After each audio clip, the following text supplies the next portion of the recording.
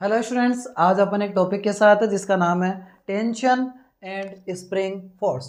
Tension यानी तनाव और स्प्रिंग फोर्स यानी स्प्रिंग के द्वारा लगने वाला बल।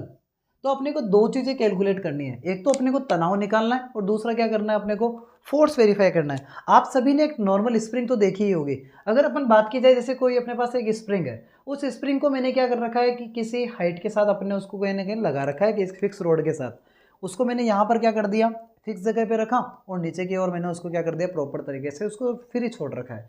तो यहाँ पर जब मैंने इसको फ्री छोड़ रखा है तो इसकी लेंथ में कोई भी चेंजेस आपको देखने को नहीं मिलेगा। लेकिन सोचो, अगर मैं क्या कर दूं बेटा, यहाँ पर कोई ना कोई ऑब्जेक्ट अगर लगा दूं जिसका मास अपन ने क्या ले रखा है, m ले रखा है। कोई भी जब मैंने m मास का, m द्रव्यमान का अपन ने क्या लगाया, कोई ऑब्जेक्ट जैसे यहाँ पर लगाया, तो इसके ऊपर इसकी लेंथ में क्या फ़र्क पड़ेगा, कोई ना कोई चेंज आपको देखने को मिलेगा।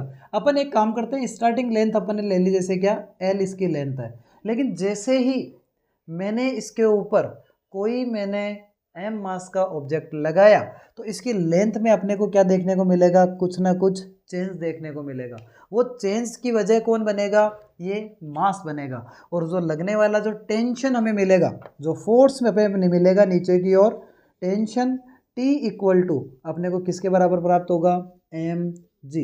और मैंने यहाँ पे mg क्यों लिखा है बेटा, क्योंकि ग्रेविटी के कारण वो नीचे की ओर क्या करेगा, मूवमेंट करेगा। तो T इक्वल टू क्या रहेगा, mg अपने को प्राप्त होगा। तो टेंशन क्या हो गया कि जब किसी स्प्रिंग नुमा स्ट्रक्चर को, या जब किसी, अगर अपन बात की जाए किसी ऑब्जेक्ट को अपन एक्सटर्नली फोर्स अप्लाई करके अगर उसकी लेंथ में अगर अपन बढ़ाने का प्रयास करें, तो उसके अंदर जो फोर्स लगता है, जो तनाव हमें महसूस होता है, वही अपने क्या कहलाता है, टेंशन के नाम से डिनोट किया जाता है। यानी m ऑब्जेक्ट के कारण ग्रेविटी की दिशा में किसी लटकी हुई स्प्रिंग पर लगने वाला फोर्स, वही क्या कहलाता है, टेंशन कहलाता है। और T इक्वल टू क्या प्राप्त होगा, mg अपने को प्राप्त होगा। वहीं जब इसको थोड़ा सा अपन आगे की ओर जब वेरी आउट करें, कि जैसे यहाँ पर मैंने इसको यहाँ पे लगा रखा है स्प्रिंग को, और स्प्रिंग को अगर अपने पास जब इसको प्रॉपर टेंशन इसमें जब क्रिएट हो रहा है, तो टेंशन के कारण इसके अंदर कोई ना कोई डिस्प्लेसमेंट तो आएगा ही ना, कोई ना कोई लेंथ में चेंज होगा। तो यहाँ पर होने वाला जो फोर्स है, जो लगने वाला बल है, उस बल को अपन किस नाम से जानते हैं, स्प्रिंग फोर्स के नाम से जानते हैं। तो अपन यहाँ पे इसी की कंडीशन जब अप्लाई करते हैं, तो आप इस तरह देखो कि ये जो अपना स्प्रिंग था, इसकी इनिशियल हाइट यहाँ तक थी, लेकिन जैसे ही मैंने ये अपनी प्रॉपर, जैसे अपने इसकी एल लेंथ कर रखी है, अगर मैंने इसके ऊपर कोई ऑब्जेक्ट लगाया, जैसे ही मैंने इस पर कोई ऑब्जेक्ट अप्लाई किया और इसकी लेंथ बढ़कर कहाँ हो गई बेटा, टी एम जी के कारण, यहाँ पे जो टेंशन मिला था, टेंशन के कारण ये कितना हो गया, इसकी लेंथ जो मेरे को बढ़ती हुई मिली है, वो डिस्प्लेसमेंट में कितना ले लेता हूँ, जैसे कि मेरे को x डिस्प्लेसमेंट मिला, वो जो x डिस्प्लेसमेंट मिल रहा है, जो अपने को मिल रहा है, वो एक तरह से क्या है, फोर्स की अपोजिट डायरेक्शन में है। तो यहाँ पर जो लगने वाला फोर्स है, जो लगने वाला फोर्स है, वो क्या रहेगा बेटा, F बराबर माइनस का के एक्स।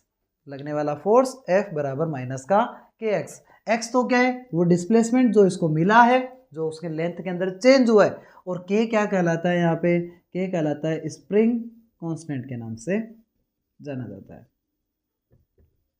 स्प्रिंग नियतांक, स्प्रिंग कांस्टेंट के नाम से अपन इसको क्या करते हैं, जानते हैं। यहाँ पर जो ये अपने पास लेंथ में जो चेंज अपन ने लिया है, ये लेंथ के अंदर जो चेंज अपने को मिला है, वो अपने को रिप्रेजेंट करेगा कि यहाँ पर इस स्प्रिंग ने इस फोर्स के खिलाफ या इस टेंशन के खिलाफ कितना फोर्स लगाया है। यही मैंने यहाँ पे नेगेटिव साइन रिप्रेजेंट करने के लिए लगाया है कि जब मैंने कोई वायर के ऊपर, कोई स्प्रिंग के ऊपर कोई मास अप्लाई किया, तो टेंशन लगा, तनाव से उसकी लेंथ बढ़ी, तो रिस्टोरिंग फोर्स, स्प्रिंग उसको क्या कर रही है, वापस अपने अंदर खींचने की कोशिश तो करेगी, वही रिस्टोरिंग फोर्स अपना ये क्या कहलाएगा, एफ आर बराबर माइनस का के एक्स। तो ये अपना फोर्स निकल के यहाँ पे आएगा।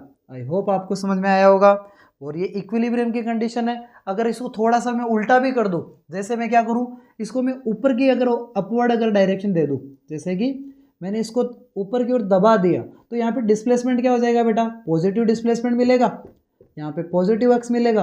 तो लगने वाला एफ बराबर क्या हो जाएगा, प्लस का के एक्स अपने को फोर्स अपने को देखने को मिलेगा। यानी जब लेंथ बढ़ रही है तो अपोजिट डायरेक्शन के कारण माइनस का के एक्स, अगर मैं लेंथ को कम कर रहा हूँ, टेंशन को कम कर रहा हूँ, तो एफ बराबर क्या हो जाएगा, प्लस का के एक्स। ये अपना क्या रहा करता है, स्प्रिंग फोर्स। आई होप आपको समझ में आया होगा।